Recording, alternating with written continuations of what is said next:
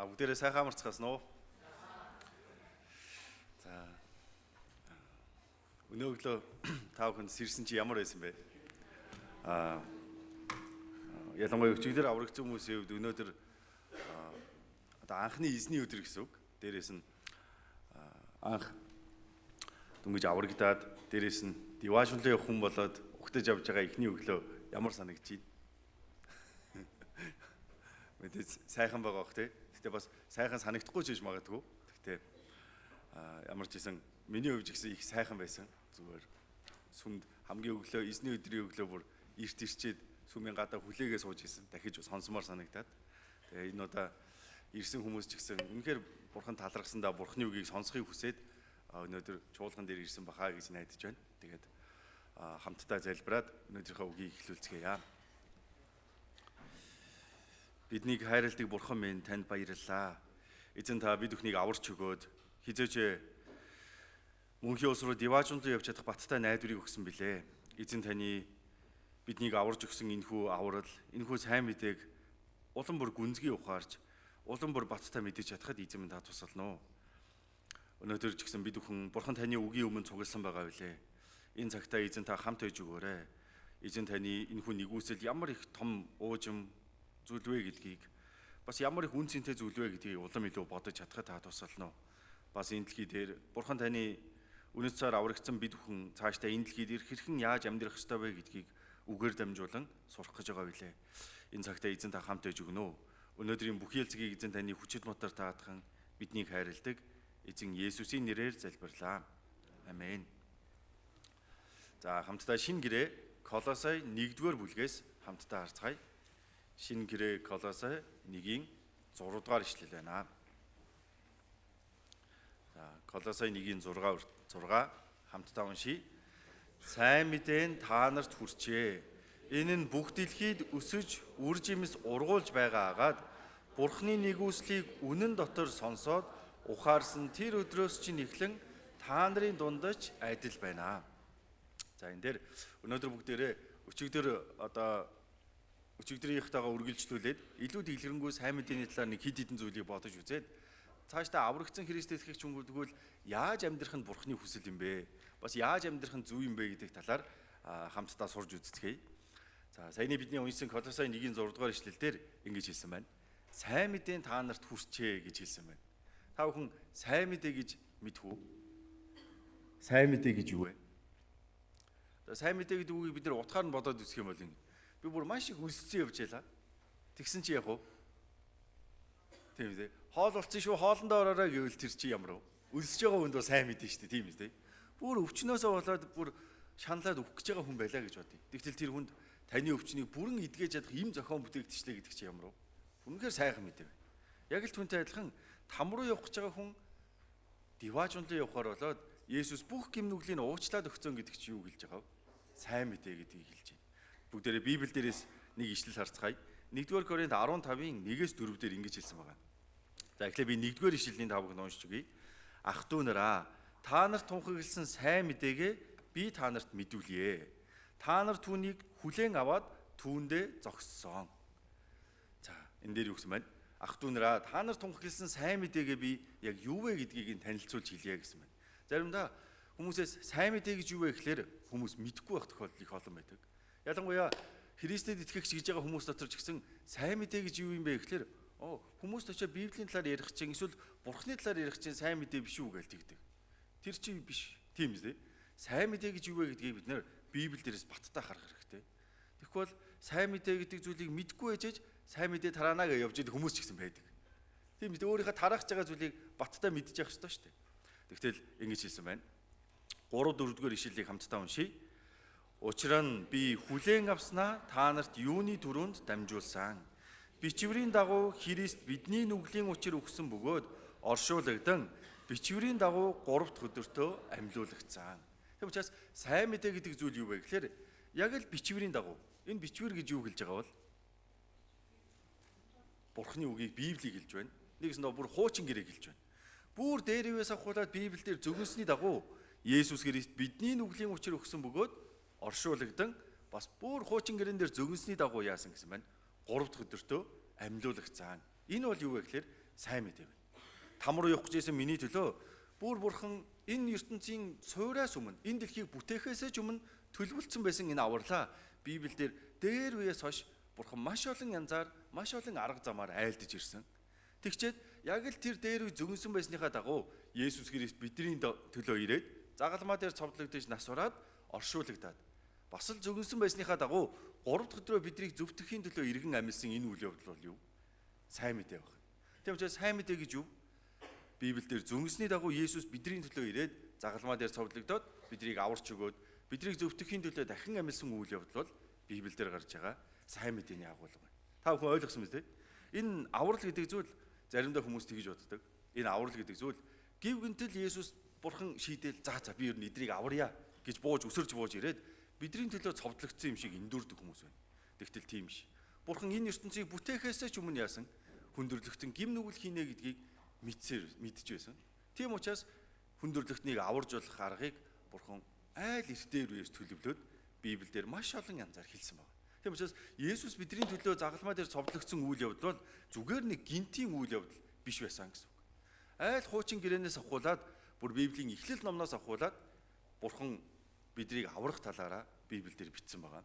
Зөвхөн тэрнээс бүгдээр жишээ болгож Есүс бидний төлөө загалмаа дээр цовдлогдсон үйл явдлыг яаж зүгэнсэн байсан бэ гэдэг талаар маш товчхон бүгдээр нэг харцгаая. Зихария номон дээр ингэж хэлсэн байгаа. Зихария номон дээр Есүс хожим ирээ 30 мөнгөн зоосоор худалдагдах болно гэдгийг Библиэлд зөвгөнцөн байсан. Тэд миний хөлс гэж 30 мөнгөн шикэл химжвэ. Энэ хуучин гэрэн дээр Есүс 30 мөнгөн зоосоор худалдагдана гэж хэлсэн байгаа. Тэгтэл Есүсийн шавь нь бодитоор яасан гэхлээр түүнийг та нарт барьж өгвөл та нар надад юу өгмөр вэ гэхэд тэд түнд 30 мөнгөн зоос дийнслэв. Есүсийг 30 мөнгөн зоосоор худалдсан 2700 жилийн өмнө бичигдсэн үгэн дээр Есүс тамлагдаж зовсон боловч амаа нээхгүй гэж хэлсэн байгаа. Өөрийгөө өмгөөлөхгүй гэсэн үг дуугуул бидний гим нүглийг өөртөө үүрнэ гэсэн. Тэгтэл шинэ гэрэн дээр Есүс загалмаа дээр цовдлогдохдоо яасан? Гэвч Есүс юу ч хариулсангүйд Пилат гайхав. Уул нь Есүс Пилатад өөрийгөө өмгөөлсөн бол Пилат магадгүй яаж хийж байгаад Есүсийг өхүүлэхгүй болгох ч байсан байж магадгүй. Тэгтэл Есүс бидний гмийг өвлөхийн төлөө өөрийгөө өмгөөлт нэг ч үг дуураагүй. Исая 53 дугаар бүлэг дээр нүгэлтнүүдтэй хамт тоологдно гэж хэлсэн байгаа.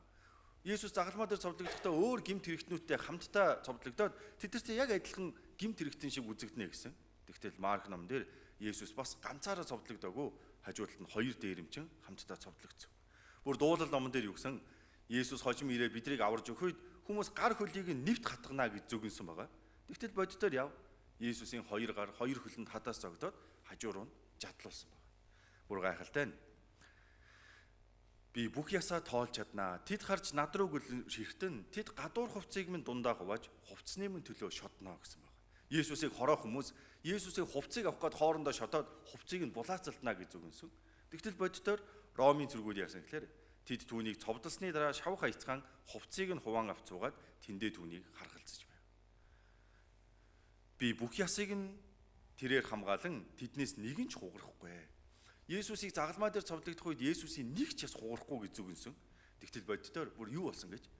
Маргааш нь Израилийн ард түмний уламжилт баяр учраас бушуухан загалмаа дээр цовдлогдсон хүмүүсийг өхүүлэх гэж хурдан өхүүлье гэж шийдсэн. Тийм учраас Есүсийн хоёр талд байсан дээрэмчдийн хөлийг нь загалмаа дээр байхад нь хугалж зогсон байгаа. Хурдан өхүүлэхийн тулд. Тэгтэл тав хараарай. Цэргүүд ирж Есүстэй хамт цовдлогдсон эхний болон нөгөөгийнх нь хөлийг хугалав.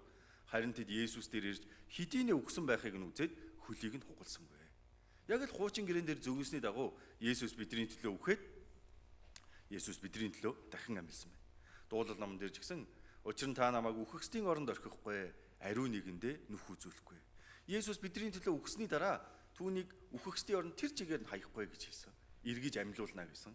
Тэгтэл Есүс Библиэлд зөвгөнсний дагуу амьлуулагдсан байна. Тийм учраас энэ Библи бол бүр эхний хуудаснаас авахуулаад хожимд бидний төлөө аврагч ирэх болно гэдгийг маш олон янзын арга замаар бурхан айлдаад ирсэн байгаа. Тийм учраас та бүхэн үргэлжлүүлээд Библийг сурахтаа бидний энэ авсан аврал ямар их чухал бас бурхан айлт дээр үеэс төлөвлөөд биднийг аврахын төлөө бэлдсэн зүйл байсан бэ гэдгийг та бүхэн үргэлжлүүлээ сураарай гэж үсэе. Өнөөдөр бүгдээрээ энийг бодож үзье. Дахиад Колосе 1-ийн 6 дугаар ишлэлийг харъя. Энэ дээр сайн мэдээ та нарт хүрчээ гэсэн байна. Та бүхэн сайн мэдээг сонссон уу? Бид нэр сонссон тийм үү? Өчигдөр бид нар сайн мэдээний талаар сайн мэдээний агуулгыг сонссон. Тэгтэл энэ дээр ингэсэн байна. Бурхны нэгүслийг үнэн дотор сонсоод ухаарсан тэр өдрөөс чинь эхлэн та нарын дундаж адил байна. За заримдаа ингэдэг хүмүүс байна. Нуугч арай л ийм хурдан аврагдчихж байгаа юм шүү. Одоо нэг жоохон цааш сүмд явж байгаад ч юм уу эсвэл өшөө илүү библийг сураад аврагдах хэрэгтэй юм шүү гэж тэгдэг. Тэгтэл аврагдахад ерөөсөө цаг хугацаа хэрэггүй гэдгийг энэ дээр хэлсэн байна. Тэгвэл ямар үед хүн яаж аврагддаг вэ гэхээр Бурхны нэгүслийг гэдэг чинь юу гэлээ? Би Деважунд явах ирэхгүй байх үед миний төлөө Есүс зовлогдсон энэ сайн мэдээ бол нэгүсэл.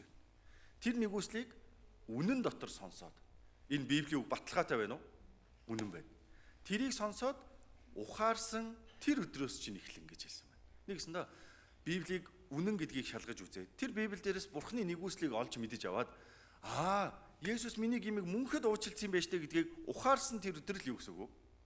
Бид нэр аврагдсан өдрөө гэсэн үг. Тийм учраас аврагдахад ерөөсөө их хугацаа зарцуулсан биш. Энэ дээр ухаарч яваа тэр жилүүд гэж гарсан байна уу? Та бүхэн Есүс таны гим нүглийг уучлсан гэдгийг ухаарахад тийм хугацаа зарцуулж гинөө? Үгүй байгаас тийм. Библи үнэн байна уу? Үнэн байна. Библиэлд Бурхан миний гимиг Есүсээр дамжуулж уучлж төлсөн гинөө? Төлсөн гэсэн байна. Тэрийг л мэдэж аваад ухаарахад юу вэ гэхээр энэ аврал биелдэгэ гэсэн үг. Тэрнээс биш удаан хугацааны турш энэ авралыг баг багаар нэмж явсаар байгаад би Деважунд руу явахаар хүн болдог биш. Энийг ухаарах тэр даруйд л яг уу Деважунд руу явахаар хүн болдгоо гэсэн үг. За, ингэж бодъё. Заримдаа энийг хүмүүс буруу ойлгосноосоо болоод ингэж ярьдаг хүмүүс байна. Игчээ та аврагдсан уу гэхээр аврагдаж явнаа гэл. Тийм үү? Игчээ нэг гим нүгэл уучлагдсан уу гэхээр уучлагдж гинаа гэлдэг. Энд чи юу гэсэн үг вэ гэхээр хэрвээ тэр хүний хэлж байгаа үнэн бол одоо ч гэсэн Есүс загалмаа дээр байгаа чигээрээ тусаа яг нэгээр туслуулаад дуусаагүй байна л гэсэн үг болж таарна. Тэгтэл Есүс бүх цусаа урсгаад төлөө дууссан уу? Дууссан байна. Тийм учраас бидний гим нүгэл уучлагдахад ч гэсэн Есүс эзэн хэр хугацаа зарцуулсан бэ гэхээр Захария 3:9-р ишлэл хамтдаа уншийе. Йошуагийн өмнө миний тавьсан чулууг үзэгтэн. Нэг чулуун дээр 7 нүд үзэгтэн. Би түүн дээр бичээс шилнэ гэж түг түмдийн эзэн тунхаглаад ганц өдрийн дотор тэр газрын хилэнцгийг би зайлуулнаа. Бурхан бүр миний гимиг байтугай энэ дэлхийн бүх хүний хүн төрлөختний гим нүглийг бурхан ганцхан өдрийн дотор зайлуулнаа гэж хэлсэн байна. Тэгвэл тэр ганц өдөр нь ямар өдрийг хэлж байгаа вэ? Есүс загалмаа дээр цовдлогдож бидний гим нүглийг төлсөн тэр өдрийг хэлж байна гэсэн үг. Тэр өдөр дэлхийн бүх хүний гим нүгэл төлөгдсөн түүнийг ухаарсан тэр мөчөд бид нар яаж ийн аврагдж байна гэсэн үг. Ойлгосон мэт тийм учраас сүмд нэх удаан явж байгаад багаар гим нүглээ уучлуулаад тэгж аврагддаг биш. Бид нар Есүс намайг ийм их гим нүгэлтэй байхад бүх гимийн маань бүгдийн төлөө өгсөн байна гэдгийг ухаарсан тэр мөчтөл энэ аврал гэдэг зүйл биелэгддэг. Үүнийг биднэрт Есүс бүр энэ дээр эргэлзэх хүн гарч ирэх үедээ Есүс бүр үнэхээр бодиттой жишээг биднэрт Библиэлд бичиж үлдээсэн байгаа. Энэ бодиттой үйл явдал. Яасан гэхээр Есүсийг загалмаа дээр цовдлогдох үед Есүсийн хажууд 2 дээрэмчин цовдлогдсон шүү дээ.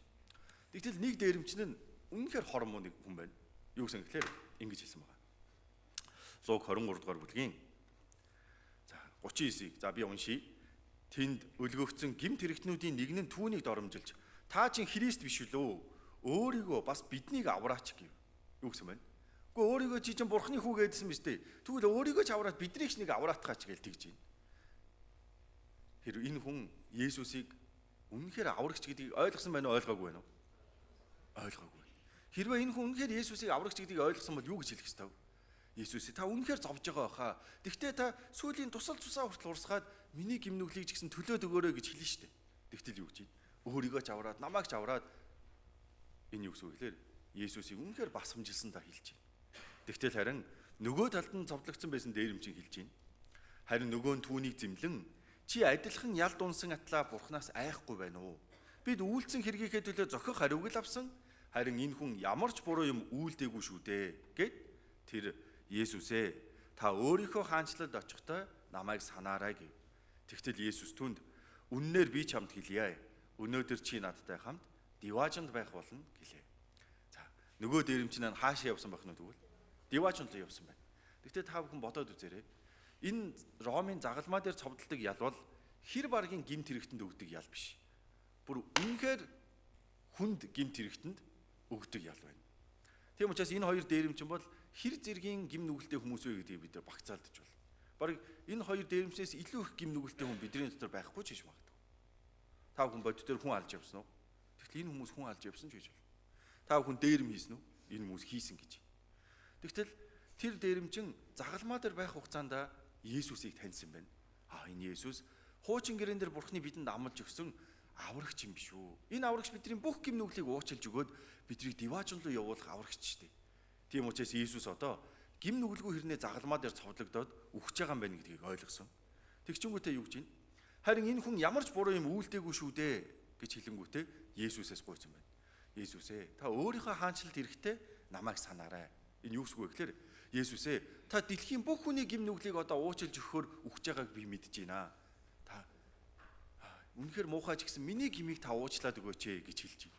Миний гмийг ч гэсэн хамт үүрээд өгөөч гэж байна. Тэгтэл Есүс энэ дээрэмчний гэм нүглийн төлөө үхэж байгаа юу? Үхэж байгаа. Тийм учраас юу гэнэ үү?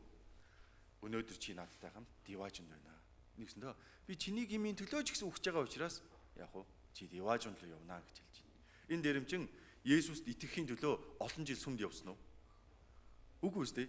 Библийг маш их уншсан болов? Үгүй. Энэ дээрэмчин юу гэж ойлгосон гэхээр өөрийгөө гим нүгэлтэйгээсээ болоод одоо цовдлогдоод үхэж байгаа гэдгээ мэдчихээн. Харин Есүс хүндрэлтний гмийг уучлж өгтөө өөрийнх нь гмийг ч гэсэн уучлж өгж байгааг мэдээд ухаарч байна. Тийм учраас аврагдахад цаг хугацаа шаардлагатай юу шаардлагагүй юу? Шаардлагагүй. Аврагдахад юу л чухал вэ гэхээр үнэнхээр Бурхны үгийг үнэн дотор сонсоод ухаарах юм бол яг уу аврагдаж байна гэсэн үг. Тийм учраас Колосой 1-р бүлгийн 6-р ишлэлээр маш чухал зүйлийг хэлж байна. Ухаарсан тэр өдрөөс гэж хэлсэн. Тэр өдөр. Тийм учраас одоо ингэж бодъё. Заримдаа та бүхэн одоо сүмдэр нөхөрл оролцоод үзэх юм бол хүмүүс би тэдэн оны тэдэн сарын тэдэнд аврагдсан тэр байна гэж өөрийгөө танилцуулдаг. Тийм зүйл сонсч байсан баг тий. Тэгэхээр хүмүүс заримдаа гайхаад байдаг. Заримдаа хизээ би нэг аврагдсан өдөртэй болд юм болоо. Тэрийг одоо надад пастор өгд юм болов хэн өгд юм болоо гэж гайхдаг хүмүүс байна. Тэгтэл энэ аврагдсан өдөр гэж юу гэдэг хэлж байгаа вэ гэхээр Есүс үнэхээр миний гмийг мөнхөд ухаарсан байж тээ гэдгийг ухаарсан тэр өдрийг л юу гэж байгаа вэ? Аврагдсан өдөр гэж хэлж байгаа. Одоо жишээлбэл надад 2 төрсөн өдөр байгаа. Эхнийх нь болохоор 1989 оны 8 дугаар сарын 17-ны өдөр. Нэг удаа семинар дээр ингээ заасан чинь нэг хүн пөөх ийм залуу хүүхэд байсан юм уу гэж тэгсэн. Тэгээ би яг л насандаа харагдаж байгаас тий. За тэгсэн чинь энэ өдөр болохоор би энэ дэлхий дээр эхийнхээ хөвлөгөөс мэндэлсэн өдөр. Одоо Бурхны хүүхэд болоод ээж аваагаа хүүхэд болоод энэ дэлхий дээр төрсөн өдөр. Нэг талаараа бас гэмтэн болж энэ дэлхий дээр төрсөн өдөр. Тэгэж явж байгаад 2006 оны 2 сарын 24-ний өдөр би Есүс миний бүх гэм нүглийг мөнхөд уучлсан юм байна гэдгийг ухаарсан өдөр. Энэ өдөр байна. Тийм учраас энэ бол миний ямар өдөр вэ гэхээр тий өөр юм би миний сүнс аврагдаад диваажн руу явах боломжтой болсон өдөр. Бурхны хайрыг ухаарад аврагдсан өдөр, Бурхны хүүхэд болсон өдөр. Энэ өдөр бол миний шин сүнсний төрсөн өдөр байна. Хэрвээ өчигдөр энийг ухаарсан хүмүүсийн хувьд бол төрсөн өдөр нь хизээ гэсэн үг үү? 2024 оны 9 сарын 15-нд. Хэрвээ Есүс миний гэм нүглийг мөнхөд уучлаад өгсөн байж тээ. Тийм учраас би диваажн руу явах юм байна гэдгийг өчигдөр хэрвээ ухаарад түүнд итгэсэн хүн бол яах вэ? Аврагдсан төрсөн өдөр нь 9 сарын 15 болох нэ гэсэн үг. 2024 он. Ойлгосон биз дээ? Тийм учраас энэ аврагдсан өдөр юу вэ гэхээр олон өдрүүд ерөөсөө биш. За би 2006 оны 2 сарын 24-нөөс нэг 2000 одоо юу гэдэг 7 оны 2 сар хүртэл аврагдсан юм да ч гэдэг юм уу. Тийм байгаа юу байхгүй юу? Байхгүй. Зүгээр ухаарсан тэр өдөр л юу вэ гэхээр өөр юм маань аврагдсан өдөр би Бурхны хүүхэд болоод дахин төрсөн өдрөө гэсэн үг.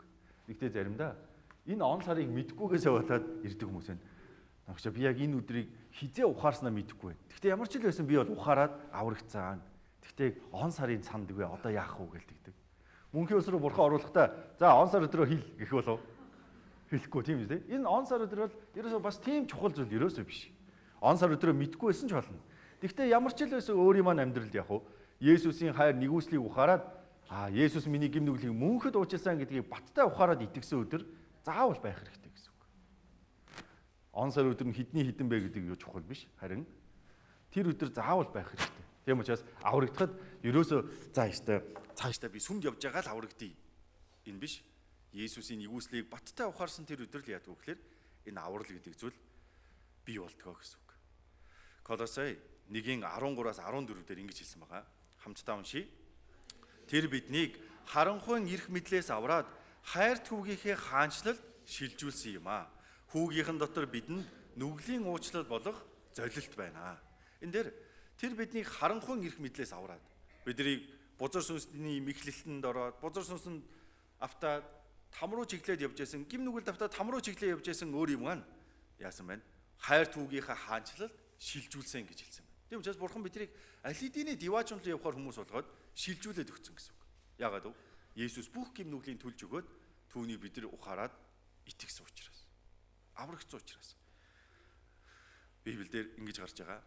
Ямар хүн диваачнлуу явж чадах вэ? 17 Иохан 17-гийн 3 дугаар ишлэл хамтдаа уншийе. Цорын ганц үнэн бурхан таныг болон таны илгээсэн Есүс Христийг мэдэх нь мөнхийн ам мөн. Зарим хүмүүс ингэж боддог. За би диваачнлуу явна гэлдэг. Та яагаад өөрийгөө диваачнлуу явна гэж боддог вэ гэхээр би итгэсэн юм чин гэлдэг. Та юунд итгэсэн бэ гэхээр би бурхан байгаад итгэсэн гэлдэг. Бурхан байгаад итгэсэн хүн диваачнлуу явж чадах болов чадахгүй болов? Юу гэж бодож байна? Бурхан байгаад итгэсэн хүн диваачнлуу явж чадах болов? Тэгтэл Яаков номон дээр ингэж хэлсэн байгаа. Чиний цор ганц бурханд итгэж байгаа чинь сайн байна. Тэгтээ бузар сүнс сатан хүртэл бурхан байгаад бүр бидрээс илүү бат итгээд бурханы өмнө бэмбэгэндэг гэж хэлсэн байгаа. Сатанд ч гэсэн ямар итгэл байгаа вэ? Бурхан байгаа гэдгийг бүр бидрээс илүү сайн мэдж байгаа нь хэн байх вэ? Сатан байж таарна шүү дээ. Тэгтэл сатан диваачнлуу явах уу? Явахгүй. Тийм учраас бурхан үнэхээр бурхан байд юм байна. Энэ Библийн бурхан үний юм байна гэдгийг мэдлээ гэлээгээд диваачнлуу явна гэсэн үг биш. Тэрийг мэдлээгээд бидний гим нүгэл уучлах гэж байгаа хэрэг биш. Харин яах ёстой вэ гэхээр хоёр зүйлийг мэдэж итгэсэн байх ёстой гэсэн. Эхнийх нь юу гэсэн байна? Цорын ганц үнэн бурхан таныг жинхэнэ бурхан байгаа юм байна. Библи бол жинхэнэ бурханы муу юм байна гэдгийг ухаарах нь юу? Эхлээд байна. Тэгвэл зөвхөн энэнд итгэлээгээд диваачнлуу явж чадахгүй. Хоёрдугаарт нэмээд юуг мэдэх хэрэгтэй гэсэн байна? Таны илгээсэн Есүс Христийг мэдэх нь мөнхийн ам мөн. Нэгсэндээ тэр цорын ганц бурханы биднийг аврахын төлөө илгээсэн Есүсийг мэдэх нь чухлаа гэсэн байна. Гэхдээ Есүсийг мэдлээгээд Есүс гэдэг чинь бурханы хүн штэ. Есүс загалмай дээр үгсэн штэ. Энэ биш. Есүс Христийг мэднэ гэдэг чинь юу гэсэн үг вэ гэхээр Есүс яг миний төлөө юу хийгээд гүйцэлдүүлсэн юм бэ гэдгийг баттай мэдж авахыг юу гэж байгаа вэ? Энэ дээр Христ Есүсийг мэдэх гэж хэлсэн байна. Тийм учраас Есүсийн талаар зүгээр Есүс чинь бурхан штэ гэлээгээд хүн аврагддаг биш. Есүс үнэхээр миний сүнсний төлөө бодтой юу хийж өгсөн юм бэ? Загалмай дээр бидний гим нүглийг мөнхөд төлж өгөөд аварж өгсөн гэдгийг яах вэ? Баттай мэдэж итгэхийг энэ дээр юу гэж байна? Мөнхийн ам мөн гэж хэлсэн. Тийм учраас хүн хоёр зүйлд итгэжээж диваачнлуу явж чадна гэсэн. Эхнийх нь цорын ганц үнэн бурхан байна. Тэгээд хоёрдугаарт нь бурханы илгээсэн Есүс Христ миний сүнсний төлөө юу гүйцэлдүүлээд өгсөн юм бэ гэдгийг баттай ухаарж итгэж байж л диваачнлуу. Та бүхэн тэгвэл жинхэнэ цорын ганц бурхан байгааг мэдэж авсан уу Библиэр дамжуулан? Авсан. Тийм үү те? Бид нар чи Библиэд итгээл аврагдаж байгаа хүмүүс. Харин түүний дараа Есүс энэ дэлхий дээр яах гэж ирсэн, юу хийсэн бэ гэдгийг мэдэж авсан уу? Бид нар ч гэсэн Библиэр дамжуулаад мэдэж авсан тийм үү те? Тийм учраас энэ үнэнд итгэж байгаа хүн диваачн руу явж чаднаа, мөнхийн улс руу явж чаднаа, мөнхөд амьдрнаа гэж хэлсэн байна. Тийм учраас бидний энэ авсан аврал гэдэг аврал бол бүр дээр үеэс хойш бурхны зөвгөн чилж байгаа, бэлдэж байгаад бурхан нэг өдрийн дотор бүх гим нүглийг уучлж өгсөн. Бас түүнийг ухаарад итгэсэн хүн яг уу аврагддгаар бурхны тогтоосон зүйл байна гэсэн үг.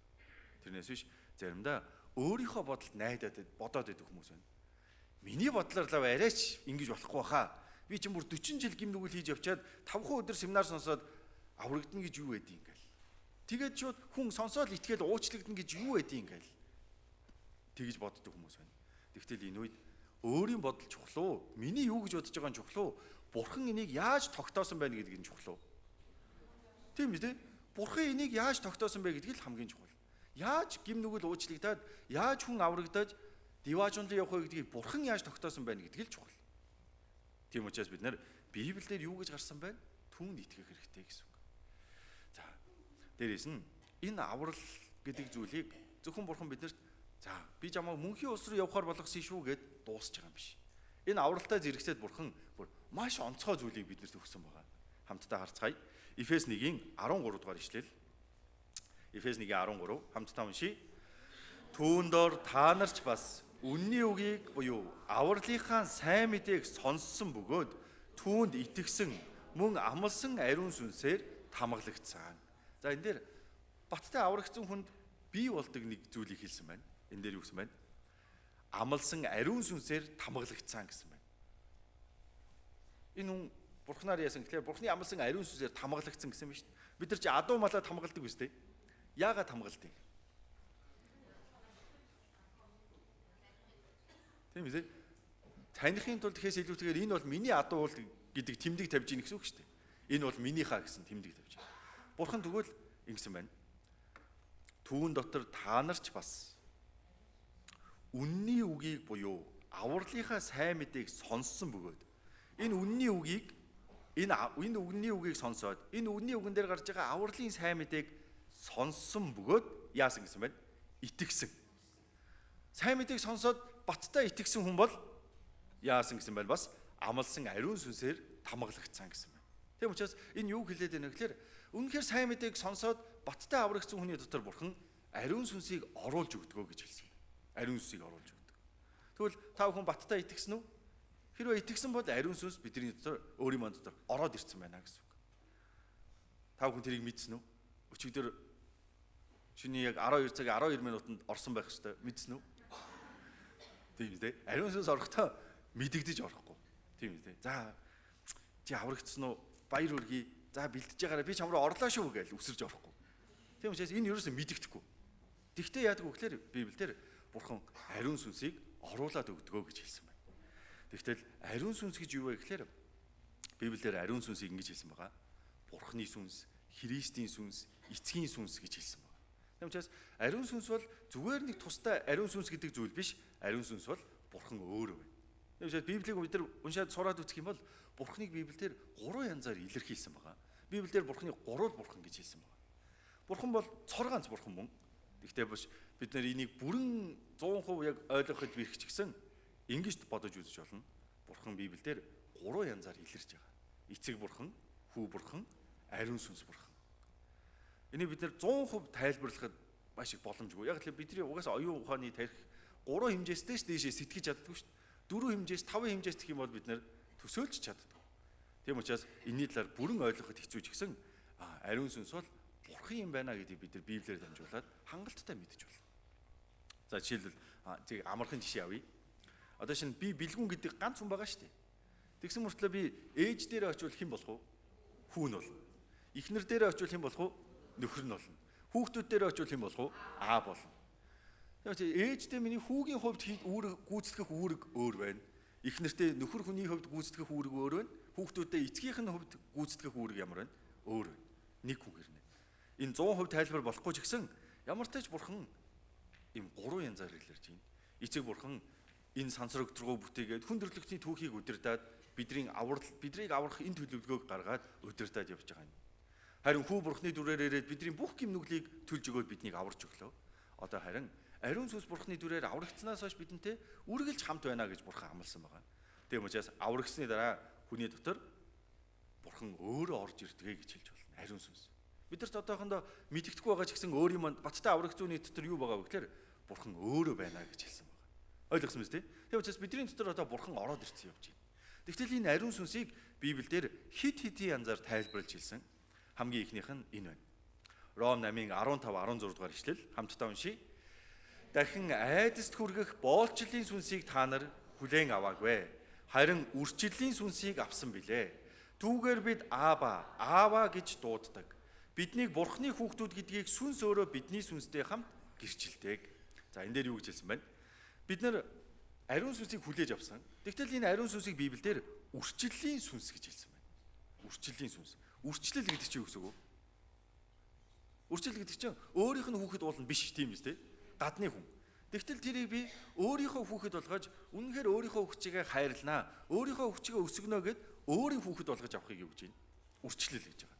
Тэгтэл ариун сүнсийг үрчлэлийн сүнсээ гэж хэлсэн байна. Нэгсэндээ ариун сүнсийг оруулах тэр мөчтөө бурхан биднийг хэн болгосон байх нь вэ? Өөрийнхөө хүүхэд болгосон гэж хэлсэн байна. Тийм учраас Библиэлд бурханыг аава, эцэг минь гэж дуудсан байгаа. Тэр бурханыг өөрийнхөө аа болгох онцгой эрхийг хэн өгсөн бэ гэхээр аврагдсан хүндэл бурхан өгсөн байна. Ойлгосон биз дээ? Баттай аврагдаад бурханы ариун сүнсийг хүлээж авсан хүн нэгсэндээ баттай сайн мэдээг ухаарад түүнд итгээд аврагдсан хүний дотор бурхан өөрөө хамт байгаа. Тэр хүнийг бурхан өөрөө яв. Өөрийнхөө хүүхэд болгож үрчилж яваад тэр хүүхдийг өөрийнхөө тэр хүнийг өөрийнхөө хүүхэд болгосон гэсэн.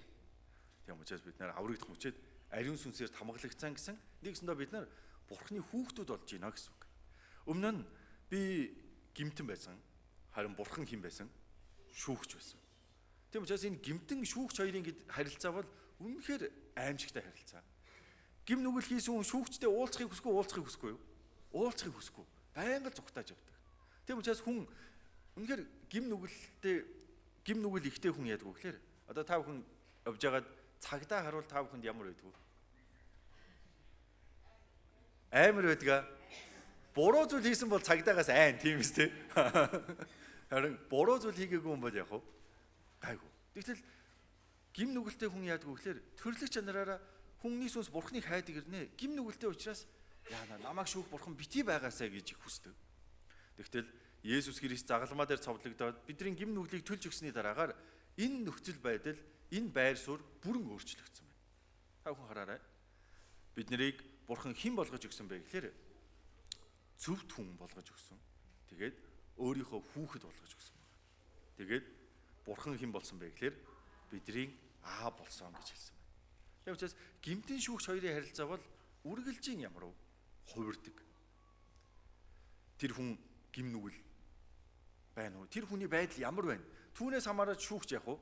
Шүүгчийн дүгнэлт гэсэн байнга өөрчлөгдөж байна. Харин хүү эцэг хоёрын харилцаа өөрчлөгдөхгүй юу? Өөрчлөгдөхгүй. Хэрвээ гимтэн байх жоохон буруу юм хийчих юм бол шүүгч яах вэ? Шууд л түүнийг буруутгах шийдэх нь. Харин хүүхэд нь буруу зүйл хийж алдаа гаргавал эцэг хүн яах вэ? Оо чи ийм зүйл хийв. Тэгвэл би чамаа хүүхдээ болохгүй яв гэх үү?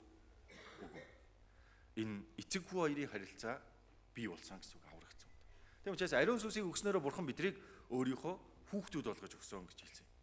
Эфес 2-ын 18-19 дугаар ишлэл хамтдаа уншийе. Тиймээс аль нь нэг сүнсэнд Христээр дамжин эцэг өөд очих замтай болжээ.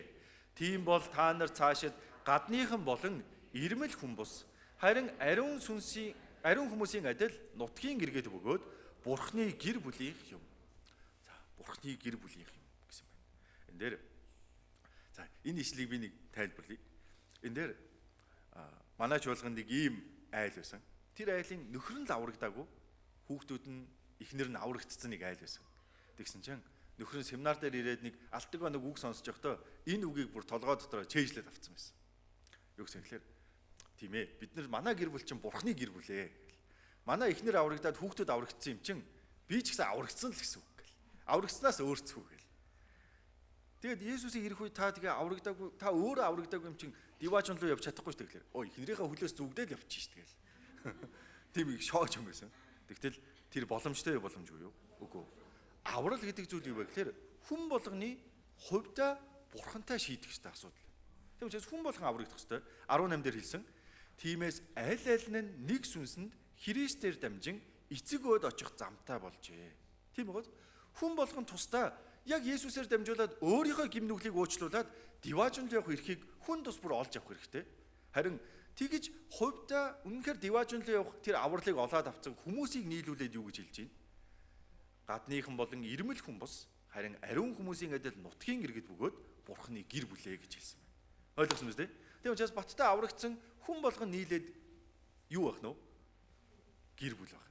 Одоо бид нар чинь баттай аврагдсан хүмүүс нэг нэгийг ах дүүс гэж дууддаг. Ахаа ихчээ гэж хүндэтгэж харьцдаг. Яагаад вэ? Бид нар чинь бурхан гэдэг нэг эцэгтэй нэг гэр бүлийнхэн болж байна гэсэн үг. Яагаад гэвэл бидний дотор юу байна? Бурханы ариун сүнс байна. Эцгийнхэн цус хамтдаа урсч байвал тэр юу гэсэн үг вэ? Нэг гэр бүл байдаг шүү дээ. Бид нар чинь бурханы цусаар аврагдаад адилхан бурханы ариун сүнсийг хүлээгээд авсан нэг гэр бүлийнхэн байна гэсэн үг. Бидний хамгийн том ах нь хэн бэ гэхээр Есүс Христ байна. Харин бид нар Есүс л эхэндээ цорын ганц хүү байсан бурханы цорын ганц хүү байсан. Харин Хүмүүсийг аварсны дараагаар юу болсон? Есүс ууган ах нь ууган хүн болоод бид нэр харин Есүсийн дүүнэр болоод Бурхны гэр бүлийнхэн болсон байна. Ойлгосон мэт ээ? Галаад 3:26 дээр ингэж хэлсэн. Хамт уншийе. Учир нь та нар бүгд Христ Есүст итгэх итгэлээр Бурхны хөвгүүд болсон ажээ. За, Бурхны хөвгүүд болсон ажээ. Юугаар дамжуулж юу? Христ Есүст итгэх итгэлээр дамжуулж. Тэгэхээр нэг их энэ ишлэлийг уншиж нэг их тэгсэн. Охтууд нь тэгээ яах юм гэсэн. Охтууд нь яах вэ? Энэ дээр Бурхны хөвгүүд гэж хэлж байгаа нь. Тийм үү? Бүх л хүүхдүүдийг хэлж байгаа. Эрэгтэй, эмэгтэй бүх хүнийг хэлж байгаа. Гэхдээ энэ Библи бичигдэж явах үед эрэгтэй хүний байр суурь, эмэгтэй хүний байр суурь хоёр ялгаатай байсан. Бүр ялангуяа гендрийн асуудал маш их хурц байсан. Тийм учраас аврагдсан бүх хүнийг Бурхан яг л өөрийнхөө хөвгүү шигээ адилхан хайрлана гэсэн үг. Бүр онцгой эрхийг өгж гинэ гэсэн үг. Тийм учраас Бурхан Христ Есүст итгэх итгэлээр Бурханы хөвгүүд болсон гэж хэлсэн. Бид нар бүгдээрээ адилхан Бурханы өмнө эрх тэгш адилхан Бурханы хүүхдүүд болсон гэсэн үг. Тийм учраас бид нарт энэ Бурханы хүүхэд болсон гэдгийг ирэх бүр ямар их онцгой зүйл вэ гэхээр за утасныхаа дууг хаагаарай. Энэ Бурханы хүүхэд болсон гэдэг ямар онцгой ирэх вэ гэхээр та хүн бодож тээ. Хэрэв би ерөнхийлөгчийн хүүхэд байсан бол ямар байх вэ?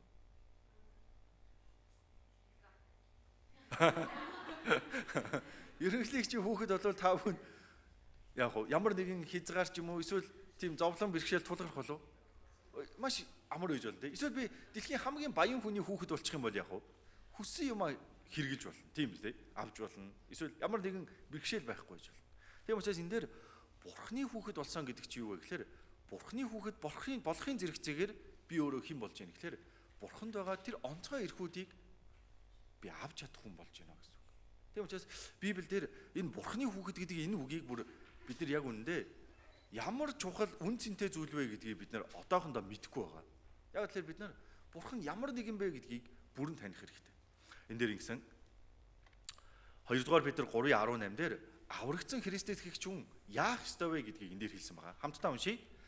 Харин бидний эзэн бөгөөд аврагч Есүс Христийн нэгүсэл болон мэдлэг дотор өсөх тун.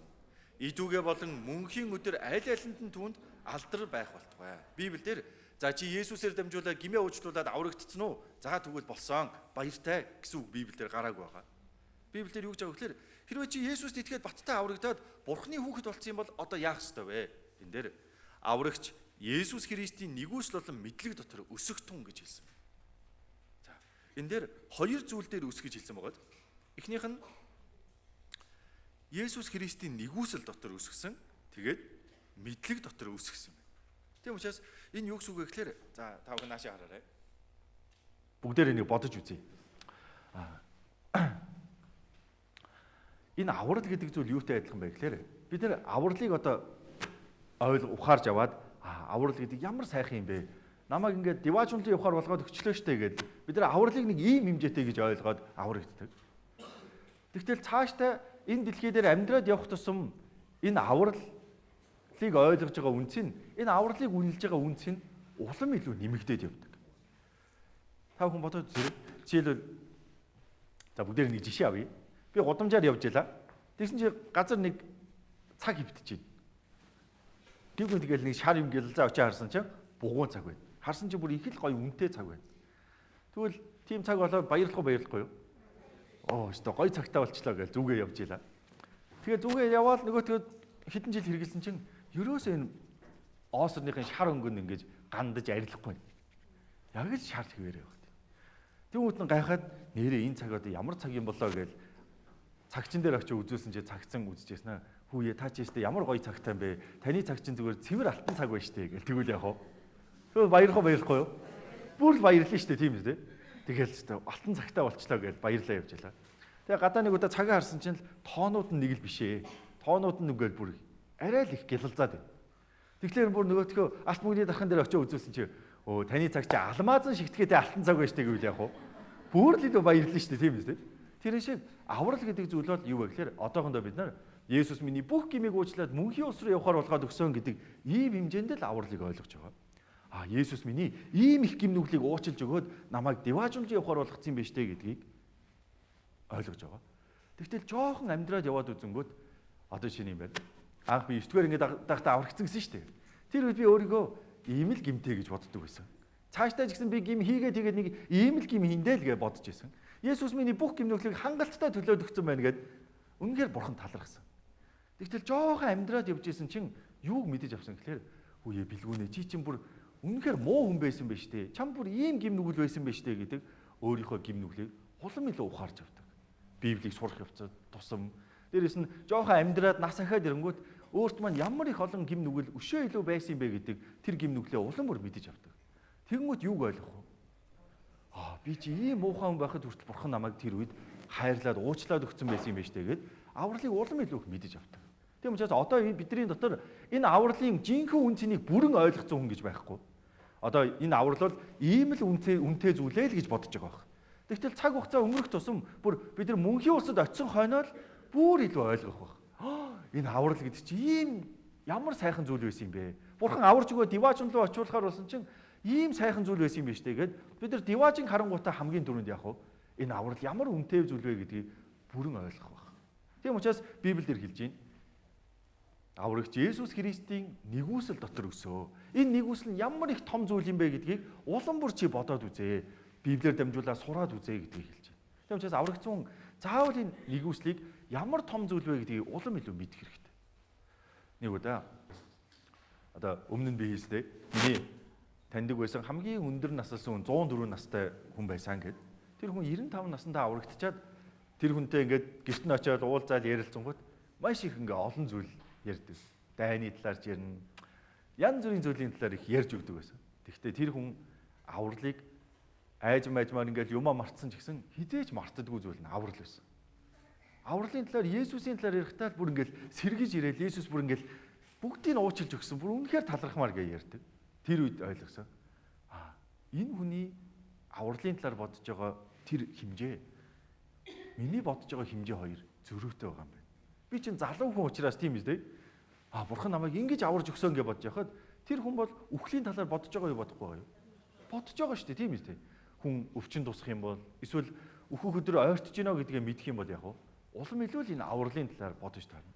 Тэгэх юм бол тэр хүнд улам илүү үн цэнтэй байна шүү дээ, тийм биз дээ.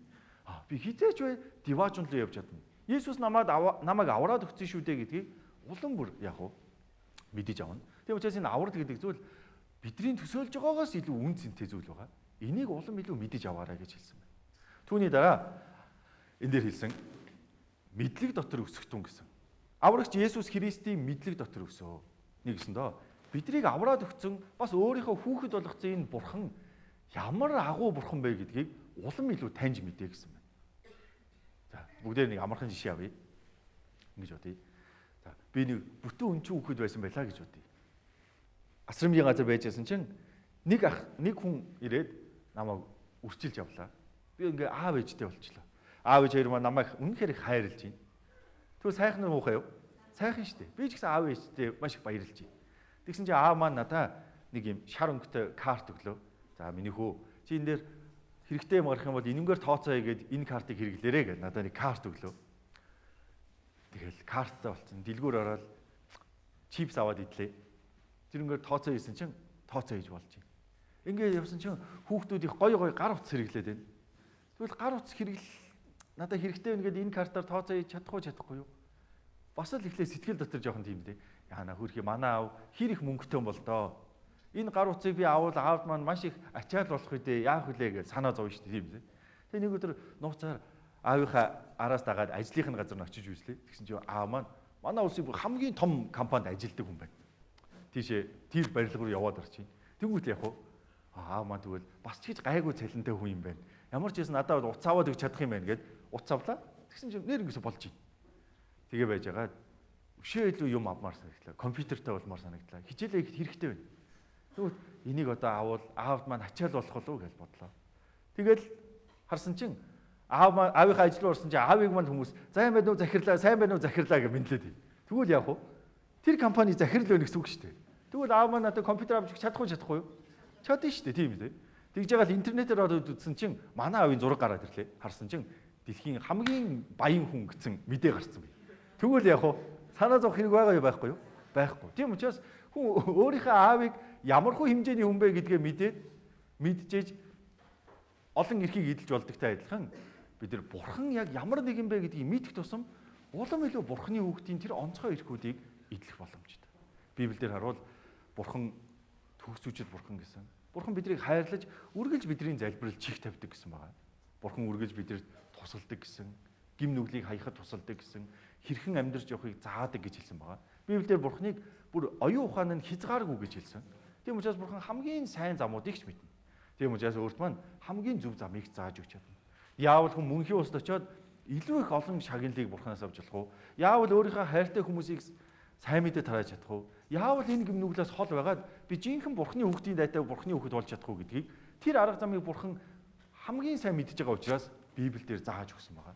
Тийм учраас бид нар Библиэр дамжуулаад улам илүү ихээр миний итгэсэн, намайг аварж өгсөн, миний аа болсон энэ бурхан ямар агуу бурхан бэ гэдгийг улам илүү мэдэх хэрэгтэй гэсэн үг.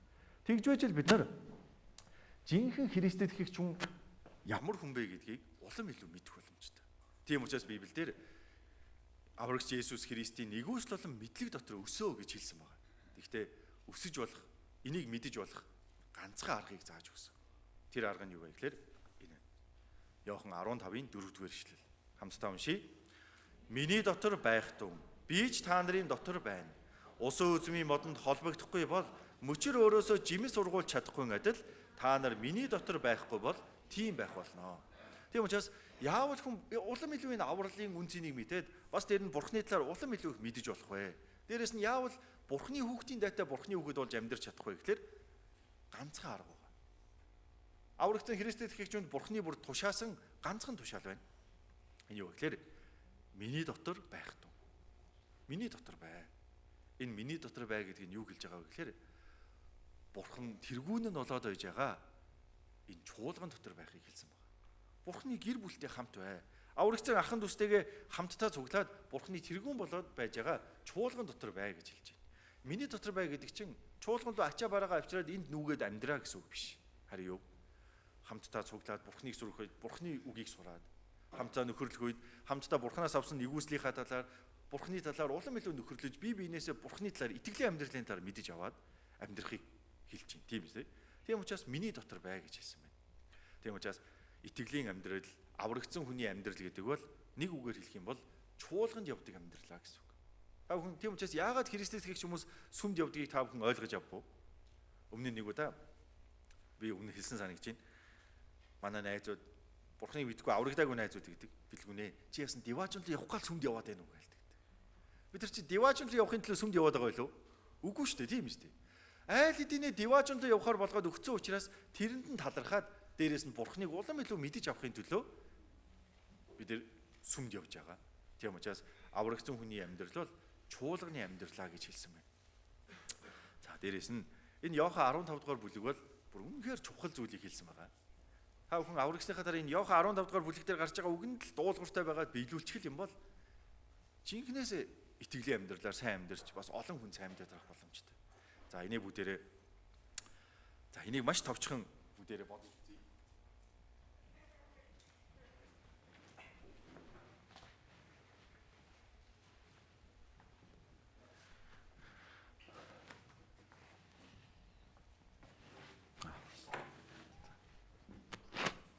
Энэ дээр саяны Иохан 15 дугаар бүлэг дээр бурхан бол усан үзэм тариалагч гэж хэлсэн байгаа. Усан үзэмний модыг тариасан тариач нь хэн бэ гэхээр бурхан байна. Харин усан үзэмний мод нь хэн бэ гэхээр Есүс гэж зүйрлсэн байгаа. Харин энэ усан үзэмний модны мөчрүүд нь хэн бэ гэхээр аврагдсан Христэд итгэгч хүмүүсийг мөчрүүд гэж хэлсэн байна. Тийм учраас энэ тариачин хүн яах гэж усан үзэмний мод тарьсан бол тийм үү? Зүгээр модыг л ургуулах гэж л тарьсан болов уу? Үгүй үү? Эндээс усан үзэм авахын төлөө ургуулсан. Тийм учраас энэ усан үзэмгийг Библиэлд юу гэж байгаа гэхээр үр жимс гэж хэлсэн байгаа. Христэд итгэгч хүнийг ч гэсэн үр жимс ургуулах ёстой гэж хэлсэн байгаа. Бид нар мөчр гэсэн шүү дээ. Мөчр өөрөөсөө жимс ургуулах ёстой. Аврагдсан Христэд итгэгч хүмүүсийг ч гэсэн бурхан жимс ургуулаасаа гэж хүсэж байгаа. Тэгэхээр Библиэлд хоёр төрлийн жимс гарч байна. Эхнийх нь юу вэ гэхээр Христэд итгэгч хүний дотроос гардаг үр жимс байна. Ариун сүнсний үр жимс гэсэн байна. Хайр, амар амгалан, баяр баясгалан гэд Христэд итгэгч хүнд байх ёстой нэгсэндээ бурхны тэр зан чанаруудыг өөрийнхөө дотор айжмаар бий болгож амьдраасаа гэдгийг Бурхан хүсдэг. Бурхан уурладаг болов? Бурхан үзий яддаг болов? Бурханд зогсгүй авир байдаг болов? Байхгүй шүү дээ. Тийм учраас аврагдсан Христэд итгэгч хүн яг л Бурханд байдаг тэр сайн чанаруудыг хайр, тийм үү, бусдыг хайрладаг хайр, үргэлж баяр хөөртэй байдаг, амар амгалан байдаг, төвчээртэй байдаг, инэрэнгүү байдаг тийм хүн болоосой гэж хүсэж байгаа. Тэрийг Библиэлд үр жимс гэж хэлсэн байна. Ийм үр жимсийг бид нар өөрийнхөө дотор бий болгож амьдрах хэрэгтэй. Тэгээ бас дээр нь Христэд итгэгч хүний гадагшаага гаргадаг үр жимс байна. Энэ юу вэ гэхээр энэ үннийг мэдхгүй явж байгаа хүмүүст энэ үннийг хэлээд сайн мэдээ тараахыг юу гэсэн бэ гэхээр үр жимс гэж хэлсэн байна. Тийм үү? Тийм учраас энэ үр жимсийг Бурхан гаргаасаа гэж хүсэж байгаа. Бид нар ч гэсэн гаргахыг хүсэж байгаа. Харин гаргаж болох ганцхан арга нь юу вэ гэхээр мөчр нь за чи сайн ургах ёстой шүү гэж хэлсэн үү Бурхан? Үгүй. Мөчр өөрөө ингээл хичээж агаад энэ жимсийг ургуулдаг болов? Үгүй. Мөчрнийг хийх ганцхан зүйл байгаа. Тэр нь юу гэхээр энэ модтойгоо залгаатай байж хэл юм болоо. Тэгэхэд юм бол модны энэ үндс нь авж байгаа шимт хижээлээ мөчрлүүгээ дамжуулаад мөчр дээрээ яг үр жимсээ ургуулдаг. Хэрвээ энэ мөчр ингээд тасарчвал яг жимс ургуулж чадах уу? Чадахгүй. Тийм учраас Бурхан аврагдсан Христэд итгэгч хүнийг үнэхээр Христэд итгэгч хүний дайтай, Бурханы дайтай, Бурханы хүүхдийн дайтай хүн болоосой гэж хүсэж байгаа. Гэхдээ тэрхийн тулд ганцхан арга байгаа. Тэр нь юу вэ гэхээр усан үзмний модтойгоо залгаатай байх. Яг үүндээ бидний авсан энэ авралын үнцийн бидний сурах зүйл үнэхээр их өнөөдөр олон байгаа. Гэхдээ бид нар цаг ерөөсөө тийм байхгүй. Тэрний талаар бүрэн сурыг гэхээр өнөөдөр амжихгүй. Тийм учраас өнөөдөр та бүхэнд хэлхийг хүсэж байгаа ганцхан зүйл юу вэ гэхээр миний дотор байх туу. Миний дотор байх туу. Энэ үгийг л хэлхийг хүсэж байна. Та бүхэн энэ үгэнд заавал дуулууртай байгаад биелүүлээд үзээрэй. Та бүхэн сүмд ирээд Библийг улам илүү сураад үзээрэй. Тэгэхэл юм бол энэ Бурханы намайг аварсан нэгүсэл ямар том юм бэ гэдгийг улам бүр мэдэж болно. Дээрээс нь юу мэдэж болох вэ? Бурхан ямар нэг юм бэ гэдгийг улам илүү мэдэх боломжтой. Надад өгсөн энэ онцгой эрхүүд ямар их вэ гэдгийг мэдэж болно. Дээрээс нь энэ үр жимснүүдийг бид нэр өөрөөсөө ургуулж чадна. Тийм учраас чуулганд нэг хэсэг жоох явж байгаа л эргээд бодоод үзэнгүүт яадгүй гэхээр бид нар маш их өөр болсон байж байгаа. Өөрт манд байдаггүй байсан тэр хайр гэдэг зүйл улам илүү өөрийн манд дотор бий болсон үе ч гэсэн зөндөө олон байна. Тийм учраас чуулганд ирснээр бид нар Бурхныг улам илүү их мэдэж авдаг. Дээрээс нь бас маш олон зүйл байна. За бүгдээр нэг ингэж бодъё. Чуулган дотор байх юм бол яах вэ гэхээр бид нар хамгаалуулах боломжтой. Юунаас хамгаалуулж болох вэ гэхээр энэ эхлээд харъя. Матай 18-ын 20 дугаар ишлэлдэр чуулган гэж ямар газар вэ гэдгийг хэлсэн байна. Хамтдаа уншийе. Учир нь хоёр буюу гурвуулаа миний нэрээр хаан цуглана. Тэнд би тэдний дунд байна гэж айлдав. Тийм үү? Энэ дээр Бурхан аврагдсан Христэд итгэгч хүмүүс Бурханы нэрээр хаан цуглана. Энэ сайн мэдээг тараахын төлөө, Бурханыг улам илүү мэдхийн төлөө, Бурханы нэгүслийг улам илүү ухаарахын төлөө хаан цуглана. Бурхан өөрөө тэдний дунд хамт байна гэж хэлсэн байгаа. Тийм учраас өнөөдөр бид нар энд ингээд цуглдсан байж штэ. Энэ дунд Бурхан хамт байгаа болов байхгүй болов? Байгаа. Тийм учраас Бурхантай миний дотор бай гэдэг чи юу гэсэн үг вэ гэхээр энэ аврагдсан хүмүүсийн цуглаан дотор хамтдаа байгаарай гэсэн үг. Харин тэр үед нь Бурхан яадаг вэ? Биднийг зааж сургаж өгдөг, улам илүү үгийг мэдүүлж өгдөг. Дээрээс нь Бурхан биднийг энэ чуулган дотор хамгаалж өгдөг. За энэ ишлэлийг хамтдаа нэг бодож үзье. Бурхан юунаас хамгаалж өгдөг вэ гэхээр нэгдүгээр Петр 5:8 байна. Хамтдаа уншийе. Эрүүл ухаантай, сонор сэрэмжтэй бай. Та нарын өрсөлдөгч болох диавол нь хэн нэгнийг залгихаар хайж буй архирах арслан мэт гитэн явдаг. Энэ дээр гарч байгаа диавол гэдэг нь хэнийг хэлж байгаа вэ гэхээр бузар сүнс сатаныг хэлсэн байна. За энэ дээр эрүүл ухаантай, сонор сэрэмжтэй бай. Та нарын өрсөлдөгч болох диавол нь хэн нэгнийг залгихаар хайж буй архирах арслан мэт гитэн явдаг. За энэ тэгвэл юу гэсэн үг вэ? Бузар сүнс биднийг залгиж чадна гэсэн үг үү? Энэ юу гэсэн үг вэ гэхээр энэ дээр ингэж хэлсэн байгаа. Архирах арслан мэт гэсэн мөртлөө гитэж явдаг гэсэн байгаа. Бузар сүнс үнэхээр аимшигтай хэрнээ. Маш их гитэж явдаг. Симэрхэн Христэд итгэгч хүнийг унахыг хүсдэг гэсэн байна. За энэ ишлэлийг ойлгохын тулд бүгдээрээ нэг түүх сонсъё.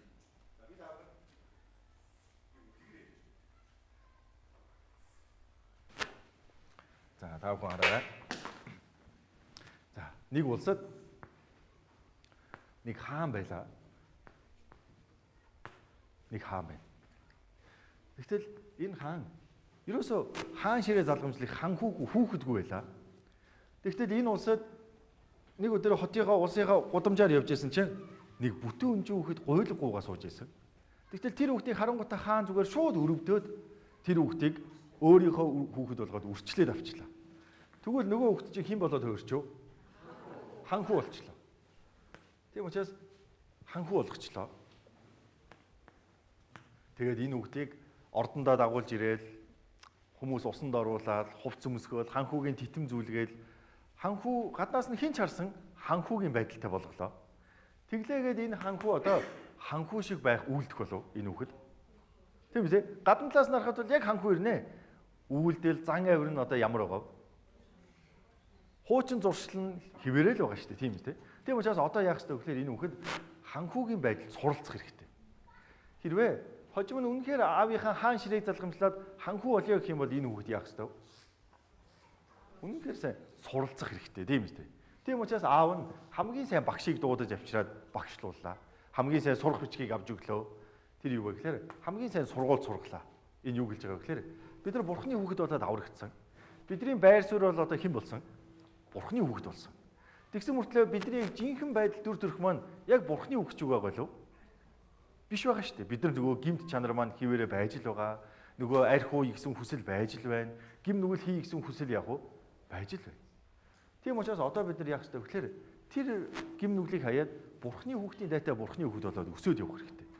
За тэгтэл энэ хүүхдийг ханхүү шиг ханхүү болоосаа гэдгийг аав нь хүсэж байгаа тийм үү? Тэгтэл бас ханхүү шиг ханхүү битгий болоосаа гэж байгаа хүсэж байгаа нэг хүн байна. Тэр юу вэ гэхээр одоо үлгэр болгонд л нэг хааныхын түшимд нь яадаг. Хааныхаа оронд хаан ширээ суух гээд хорон санаа гаргадаг тийм түшимд байдаг үстэй. Тэгэл энэ түшмэл хаан ширээн цумаар байдаг. Тэгтэл энэ хүүхэд яаж ийн? Байхгүй байж байгаа хаан хүүхэдтэй болчихлоо. Тэнгүүт уур нүрнэ. Тийм учраас одоо энэ хүүхдийг хааны орноос хөөж явуулж чадахгүй. Хааны хүүхэд биш болгож чадахгүй. Тэгвэл юуг чадахгүй гэхээр энэ хүүхдийг очиод мэхэллээ. Хөө чи хичээл хийсний хэрэггүй хоёлаа гаш тоглоё гэл. Энэ хүүхдийг ерөөсөө өмүүлээд юу ч сурахгүй. Бүр тэнэг болгож том болголоо. Тэгвэл энэ том болоо хаан болж чадахгүй. Чадахгүй. Тийм учраас энэ хүнийг хааны хүүхэд биш болгож чадахгүй ч гэсэн хаан шиг ханхүү болгож болох одоо ханхүүгийн дайтай ханхүү болохгүй байж чадна гэсэн үг. Тийм үү? Тийм учраас үүнтэй адилхан бузар сүнс бидний авралыг булааж чадах болов? Бузар сүнс мэхлээд хүнийг хиваад там руу явуулж чадах болов чадахгүй болов? За бүгдээр Библиэс харъя. Иохан 10-ын 28 дугаар ишлэл. Иохан 10-ын 28.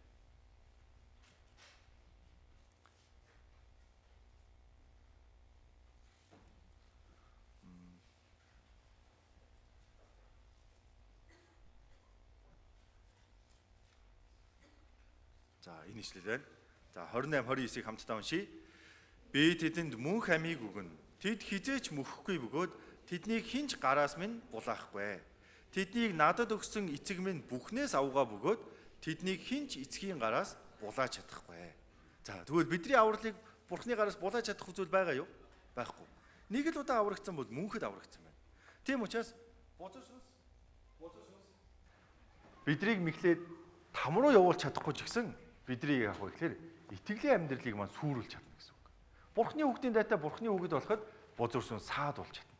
Тийм учраас аль болох юу хүсэх вэ гэхээр биднийг Библийг битгий сураасаа гэж хүснэ. Дээрээс нь сүм рүү битгий очоосоо гэдгийг хүснэ.